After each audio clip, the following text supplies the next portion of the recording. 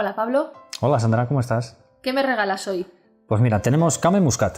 100%, monovarietal. 100% moscatel. Moscatel, entonces interpreto que es dulce. Semidulce.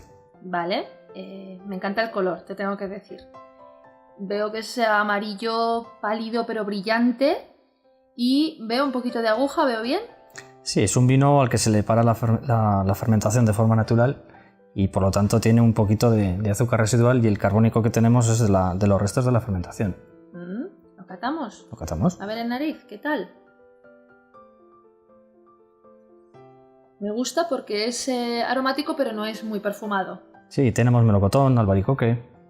Frutas de hueso blanco, tú dices, ¿no? Sí. Uva muy madura.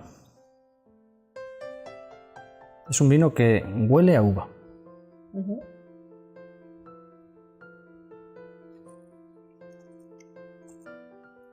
Me encanta.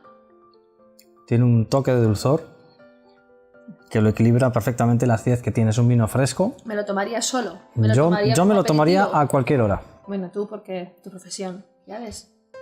Riquísimo, ¿verdad? ¿Con qué lo acompañamos? ¿Qué opinas? A ver, voto por tempura, voto por sushi. Yo añadiría unas gambas a la plancha, un pulpo, un salmón ahumado. Muy bien, muy bien. Ah, bueno, y si quiero quedar bien, un poco más sofisticado, un carpaccio de atún, ¿qué te parece? Muy rico. ¿Verdad?